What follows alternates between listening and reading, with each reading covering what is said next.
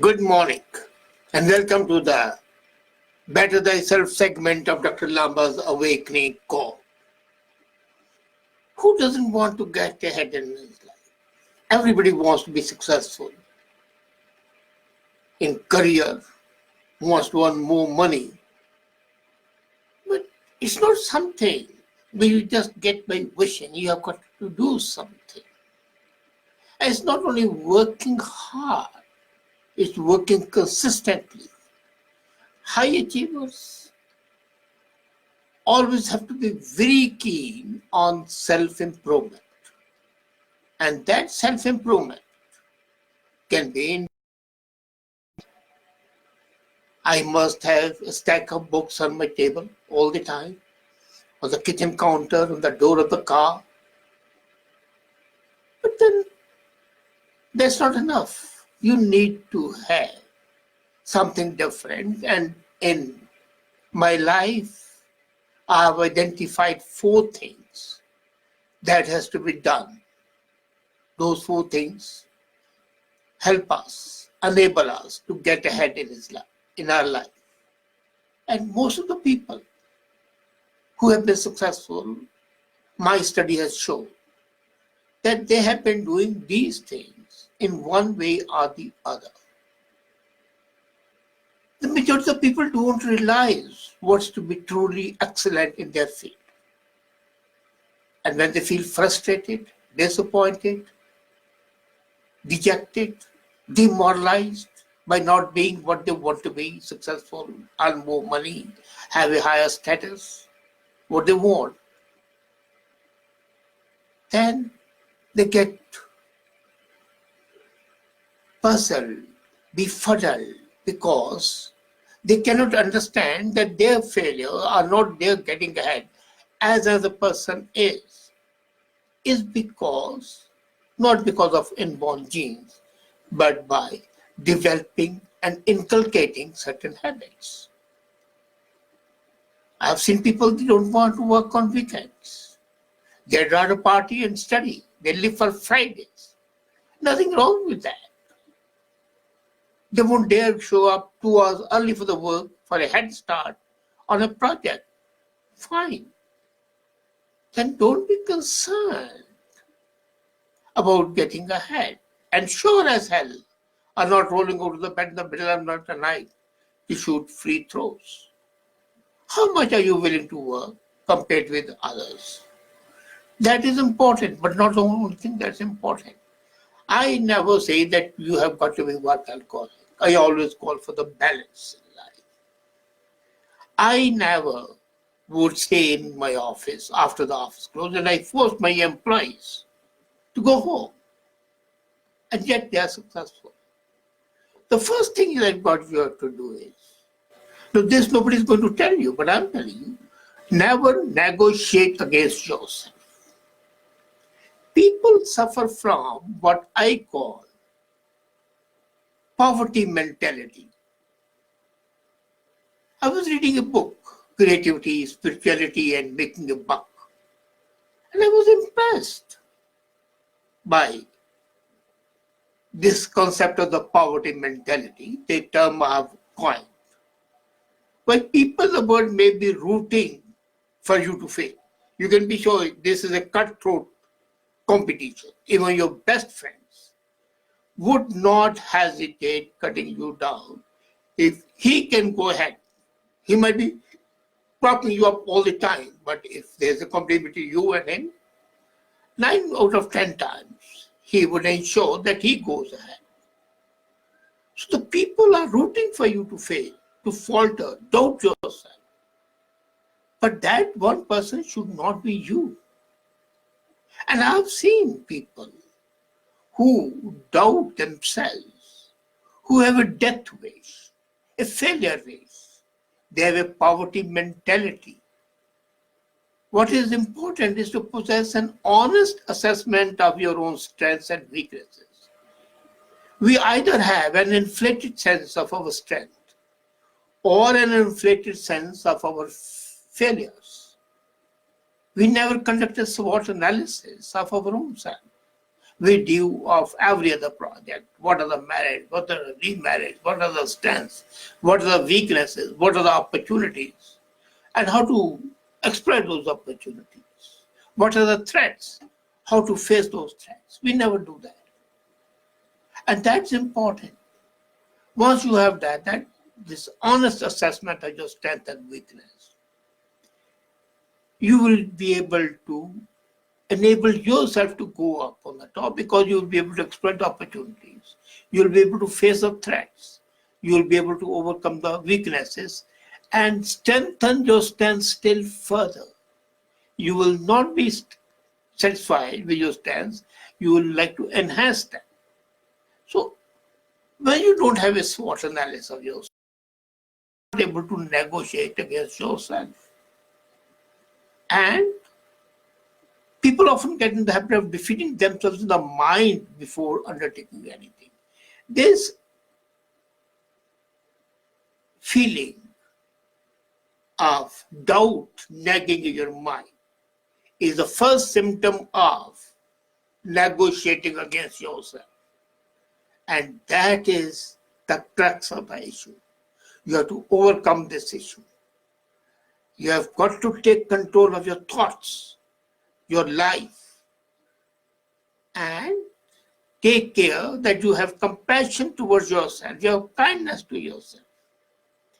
When you lack confidence, for whatever reason, you can easily underestimate your own value, or the value of whatever you want to do. Business can only succeed to the level of success we allow in your life. So you have got to permit success to be there. If you are undercutting it,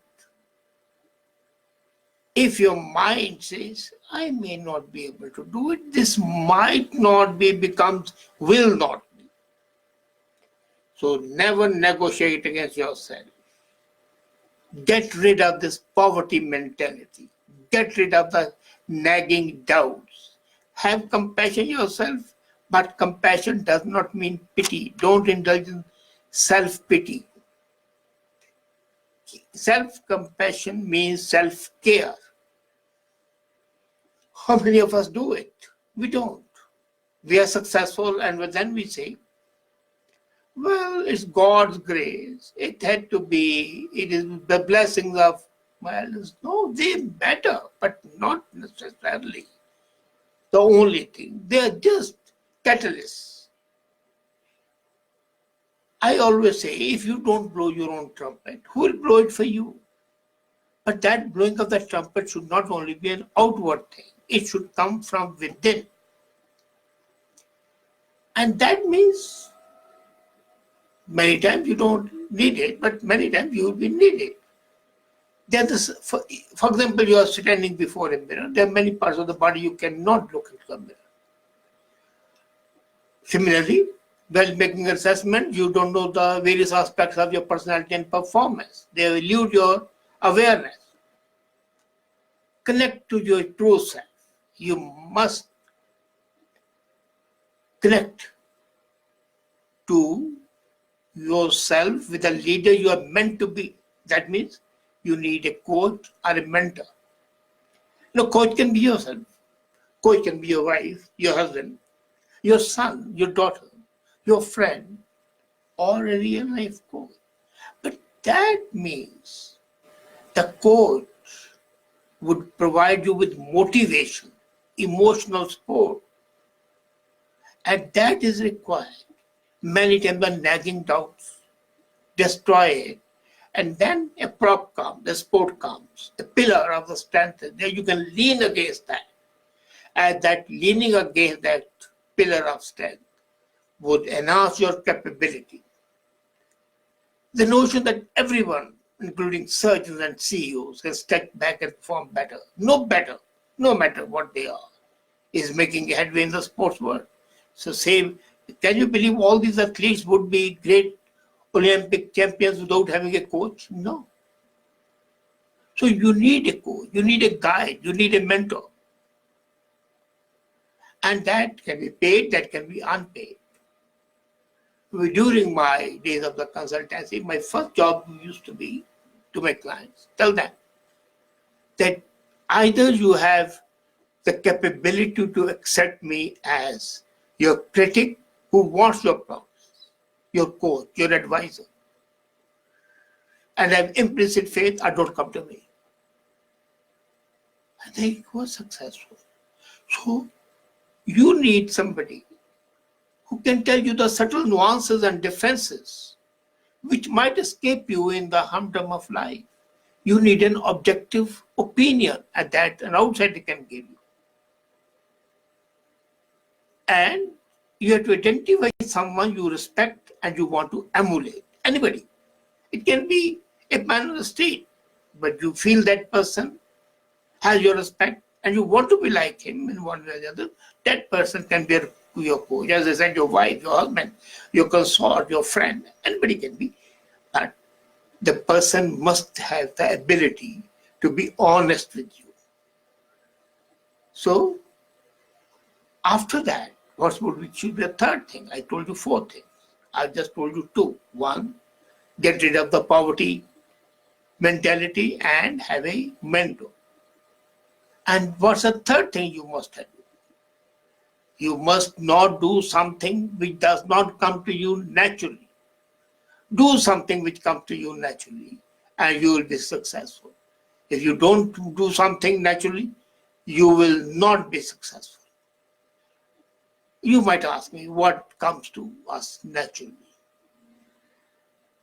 People tend to fine-tune their strengths instead of working on their weaknesses. That's what I meant when I said in the beginning, have a SWOT analysis. You don't work on your shortcomings and your weaknesses. These weaknesses, like a cancer cell, then they expand exponentially. So first, instead of fine-tuning your strengths, which is important, but the first should be working on your weakness and facing the threats.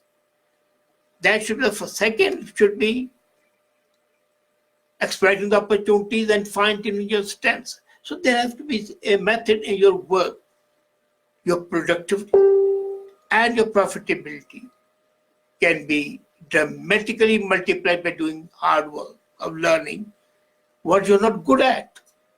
What you're good at, you are. You can just better it. But that betterment would be limited. However, the gap between where you're not good and where you want to be is always much larger to be bridged. So your weaknesses have to be overcome. The threats have to be faced. So don't do something which doesn't come naturally. Naturally something would come to you. Focus on the area of your strength that gives you pleasure. Now that's most important. Working on something which doesn't give you pleasure would never make you successful. Do something which gives you pleasure. Deal with your weaknesses that is always unpleasant, frustrating, agonizing. But that's the important part. So we generally don't confront our weaknesses, confront them, and then fine-tune your strengths. Sometimes we don't look at them because we are successful. Okay, we are having 2 meals a day, I'm having a car. But is it sufficient enough? Are you happy? There has to be a standard by which you make. If you are up to the standard, that's fine. If you are not, then work. So, just being contented is bad. That's the 4th thing. Don't ever be contented. The people who tell you to be contented are your enemies. I always say it's better to be a discontented pig than to be a contented Socrates. So not only confronting your weakness would improve your performance, it will bolster your self-image and enables you to have more of self-compassion, care for yourself. It's because deep down your willingness to do hard work that will set you apart from your competition. Identify what sets you apart from your competition and you will be successful. That identification is the most important thing. So Get rid of poverty mentality. Have a coach. Don't do something which doesn't come to you naturally. And have self-compassion as well as identify your difference from the others. Identify and work on that difference. Somebody said there's no difference between man and a woman. And the French fellow said, long live that difference. Any difference, however small it may be, would be catalyst in your life, in your career. And the sooner you realize that, the better it will be for you. And better for your progress to achieve what you want to be, to get ahead in your life. Apparently, these things which I've told you might be small things in the beginning to look at, but it's a very tough thing. But if you can do it, then nothing is difficult in the world for you. You are meant to achieve success. You don't do it. You don't do it properly. Do it, you'll be successful. Getting ahead is not difficult. It is always our not doing it properly, which is difficult, which makes them difficult. Do it properly the way I have recommended. And getting ahead would be like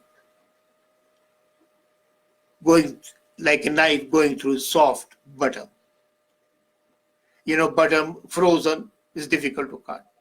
Soft, natural, it's very easy to slice.